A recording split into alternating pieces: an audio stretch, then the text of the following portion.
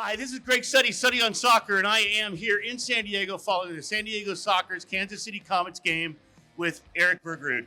And it is really a pleasure to talk with you.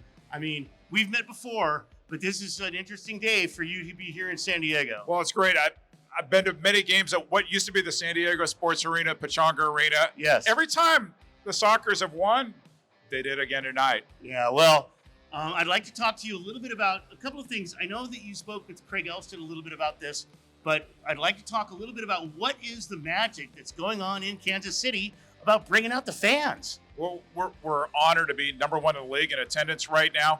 I think there's 3 or 4 factors you could look at. One, we have a front office that's killing it in terms of group sales. We have a passionate fan base, which definitely helps. We're also on local TV in Kansas City. So that's huge. In addition to being on Twitch, we're on 38th The Spot in Kansas City. All our home games are on TV, and that helps with buzz, word of mouth. And then the fourth thing, drive around Kansas City and you see Comets digital billboards, and I think that's helping as well. Yeah, so there's another big piece of news that just came out recently, and that's Jenna Weinbrenner. Let's talk about bringing her in as a coach. Is she actually the first woman to be coaching in the MASL? She is. So Jenna Weinbrenner, hey, soccer, how you doing? So yeah, there it is. That's Sonny. Sonny is here in the house. So Jenna Weinbrenner, a great player in her own right. So she plays for the KC Current of the National Women's Soccer League. But her undergraduate degree is in data analytics. And so she has been coaching, doing the video review, looking for tendencies, et cetera. And then if you go to the practices at the KC Soccer Dome, you will also see her playing in scrimmages too. So not only is she bringing it in terms of video review, she's also doing it in terms of helping out on the field. So the NWSL team in Kansas City, didn't they go to the championship this year? They did. Didn't go the way they wanted in the championship, but they had a great run. They signed some interesting players here in the offseason. We think they're going to make another great run here in 2023. Well, and in fact, the team they lost to is the team that beat the San Diego Wave, isn't it? So go figure. You just never know how it works. We're happy. We call ourselves the soccer capital of America in Kansas City because we've had so many teams play over the years, so many championships. But one thing I'd say about San Diego, you ought to be proud of a team that's won 16 indoor soccer championships.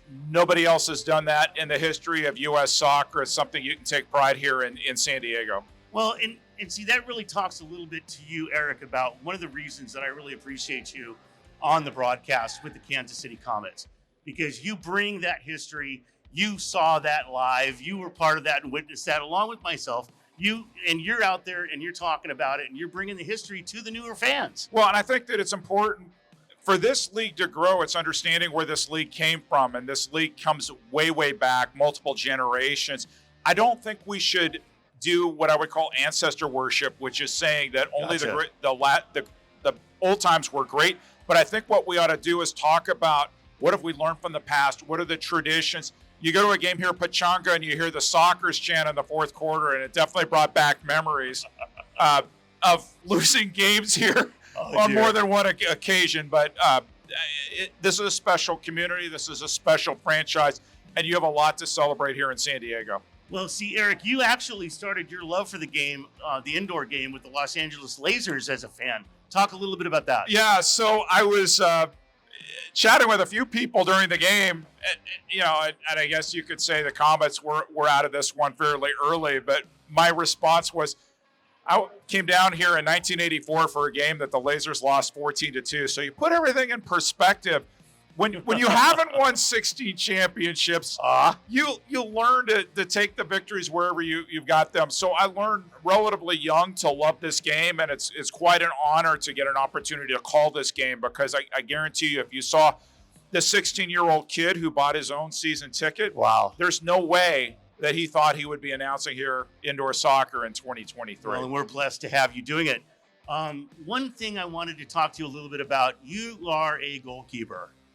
Allegedly. That's what you claim to be and did in the past, right? That's true. Okay, so you have an eye for goalkeeping, and you have a love for the position. Let's talk about where you see the keepers of this MASL this season, and what you think that's going on in that position. I think that a across the board, the goalkeeping has been tremendous in this league this year. I mentioned I was a guest on Soccer's Overtime this week, and, I suggested, and I'm very serious about this, Boris Pardo as an MVP candidate, not just goalkeeper of the year, but MVP. If you look at what he does, it raises the level for this team. What would the Soccers be without him? And for me, that's a definition of an MVP. But if you look across the league, Neto had a terrific game for Kansas City tonight, really kept them in the game. But up and down in both conferences, somebody who used to play with the Soccers for one season, William Banzella in St. Louis. You have in Baltimore, you have Paulo in St. Louis. You have two great goalkeepers in Monterrey. You have Reynoso and Hernandez. Absolutely. You've got Danny Waltman, who had 28 saves against Kansas City. Last week, we saw that. Just tremendous goalkeeping across the board. You saw Pollo, who played a game for you last season, come in with Mesquite, and he's been terrific too. So I think what you've seen across the board is teams have made this investment in goalkeeping. The level of goalkeeping is terrific, and you see this in every game that you're going to have to play your best game. And unfortunately for Kansas City, I guess we could say, is we've seen terrific goalkeeping just about every game, home and away this season, and we saw another Boris Pardo experience here. Actually, Boris didn't have to make a lot of saves, but the saves he made, top notch. Yeah, so I have to agree. I mean, I really do have to agree. A lot of the goalkeepers in our league are just absolutely stellar, and we see that across the board. I mean, Chris Toth. I didn't even mention him. He was sitting right behind me. He's probably like, dude, why didn't you talk to me? You talked to me before the game. Chris Toth, well, you have two goalkeepers in Ontario. You have Toth. You have DeLima, who was a goalkeeper of the year. Right. So, I mean, just across the board, it's been tremendous. Yeah, and it really adds to the level of the game that's being played.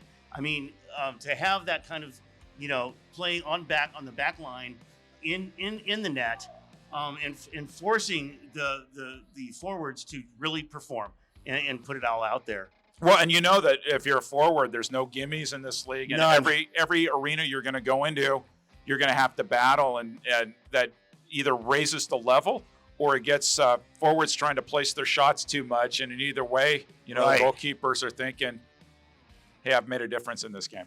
So one last thing I want to talk to you a little bit about, and I don't know if this is a controversial issue or not, but the scoring, the points that we have for the sport. Now, I don't have a problem with the way that it's pointed. Okay, 3 points for the win, 2 points for the overtime win. What I have a problem with is the way it's listed as only 3 columns. Well, because you don't have a column for overtime wins. So you either have to be remember your algebra in high school. That's funny. And understand where it comes. But every game now, it's a calculation.